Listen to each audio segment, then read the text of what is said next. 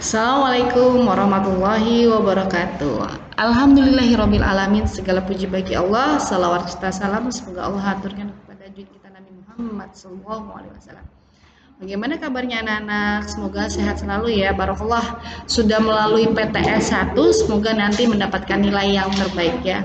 Barakallah yang sudah mengerjakan tugas, yang sudah lelah belajar, bekerja keras memahami materi dari Bapak Ibu guru yang telah menyampaikan materi melalui video dan media lainnya.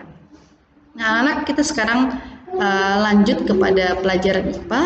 Kalau kemarin sudah bab 1 dan bab 2, maka kita akan melaju ke bab 3 tentang penyesuaian diri makhluk hidup dengan lingkungan. KD-nya 3.3 menganalisis cara makhluk hidup menyesuaikan dengan diri dengan lingkungan. Yuk, ini ada gambar apa nih? Oh iya, ada gambar hewan burung kakak tua. Ya, kita lihat paruhnya. Wah, paruhnya unik ya. Nah, kita nanti akan belajar banyak bagaimana kemudian makhluk hidup, terutama hewan, menyesuaikan diri dengan lingkungannya. Nah, dalil pendukungnya di Quran surat Al-Baqarah ayat 164.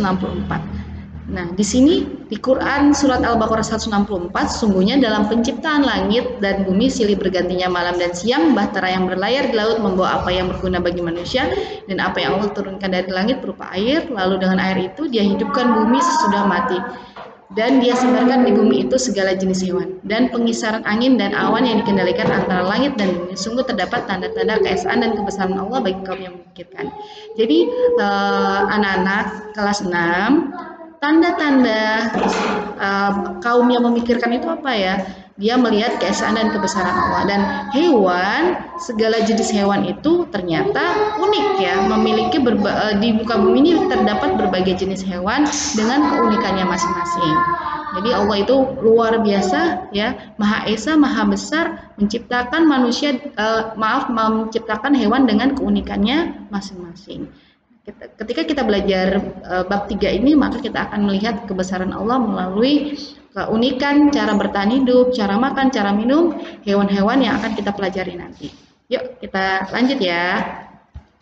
Nah, ada 3 hal yang harus kita pelajari ya anak-anak ya. Ada 3. Yang pertama adalah penyesuaian diri hewan dengan lingkungan, bagaimana mereka memperoleh makanan, bagaimana mereka bertahan hidup, dan bagaimana mereka bertahan di kondisi ekstrim. Jadi hewan itu ingin menyesuaikan hidup dengan lingkungannya. Agar apa? Agar bisa makan, bisa minum, bisa mempertahankan diri, dan bertahan dari kondisi yang ekstrim. Dan bagaimana caranya? Dan caranya pun unik. Bisa dengan kondisi tubuhnya, kakinya, paruhnya, bulunya, cadangan lemaknya, dan berbagai macamnya. Lanjut lagi.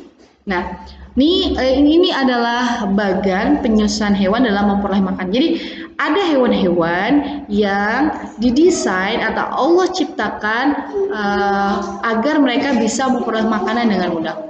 Maha besar Allah ya anak-anak ya, bagaimana kemudian Allah itu secara detil memberikan atau membuat hewan itu memiliki bentuk mulut yang unik, bentuk paruh yang unik, bentuk gigi yang unik, bentuk kaki yang juga unik, sesuai dengan kondisi masing-masing agar mereka bisa makan, minum, bertahan hidup, melestarikan jenisnya. Nah itu.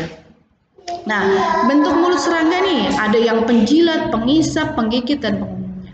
Bentuk paruh burung ada yang makan ikan, makan daging, makan biji, penghisap madu, penghisap serangga. Itu pun paruh burungnya berbeda-beda.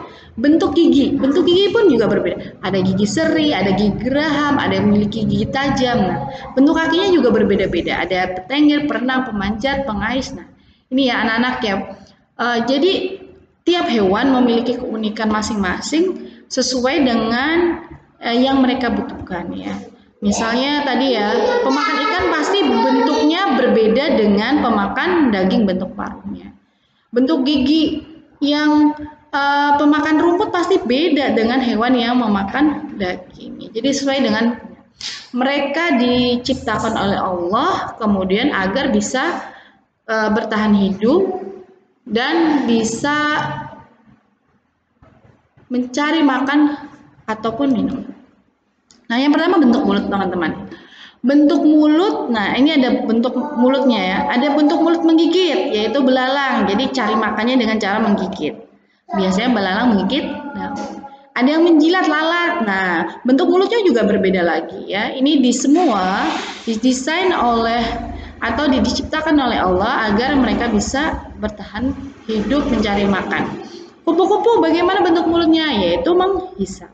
Kemudian nyamuk bagaimana bentuk mulutnya? Yaitu bentuk mulutnya bagaimana? Bentuk mulutnya adalah menusuk kemudian mengambil darah manusia.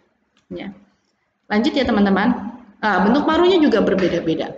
Bentuk paruh burung ada yang pemakan nih, lancip seperti ini. Makannya ikan atau cacing, maka paruh seperti sudut dan pakal bergerigi. Elang bagaimana? Elang paruhnya pasti tajam. Kenapa paruh tajam? Karena dia makannya daging. Kemudian ada burung ya, burung. Nah, burung ini makannya biji-bijiannya. Paruhnya bagaimana? Kalau burung yang makan bijian, paruhnya pendek, tebal dan runcing. Pelatuk, dia makannya serangga, makannya paruhnya runcing agak panjang. Pelikan, dia makannya ikan, makanya paruhnya panjang berkantung untuk apa? Untuk menyimpan ikan di paruhnya. Kemudian ayam makan biji-bijian dan cacing, maka paruhnya pendek, tebal, dan runcing ya. Kita lanjut lagi bentuk kaki burung sekarang. Nah, kaki burung ada yang pejalan kaki ya, seperti ayam, burung unta, ada yang perenang untuk berenang, maka jari kakinya berselaput. Ada yang pemangsa, lihat, ini ada yang pemangsa, maka bentuknya ada cengkramannya berupa kuku-kuku yang tajam, melengkung tajam. Pemanjatnya ada 4 jarinya dengan 2 jari berada di depan dan 2 belakang. Untuk apa? Untuk memanjat. Ya. Petengger, nih petengger ya, jari kakinya panjang, telapak kakinya bentuknya datar. Untuk apa? Dia agar bisa hinggap di ranting-ranting pohon. Nah, sekarang kita perhatikan adaptasi bentuk gigi. Jadi ada hewan yang karnivora itu pemakan daging, herbivora pemakan rumput atau pemakan buah-buahan, omnivora itu pemakan segala. Jadi bisa daging, bisa tumbuh-tumbuhan. Bagi karnivora maka giginya berbeda lagi. Yang paling depan, yang paling banyak mendominasi gigi adalah taring ya. Kemudian kalau herbivora terbanyak terdapat gigi seri dan gigi geraham. Kalau omnivora ada gigi taring, gigi geraham, gigi seri ada semua di sana ya. Nah, kita perhatikan kok karnivora, wah taringnya pasti menakutkan. Kita lihat aja karnivora itu seperti buaya-buaya, bagaimana taringnya itu sangat lancip sekali ya anak-anak ya. Nah, lanjut ya anak-anak ya. Nah,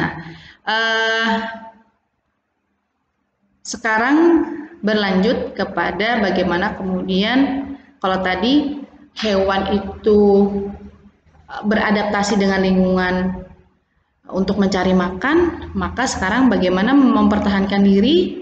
Nah, kan Bu Ari lanjutkan di video kedua. Nah, kita break dulu ya anak-anak, kita lanjut ke video kedua.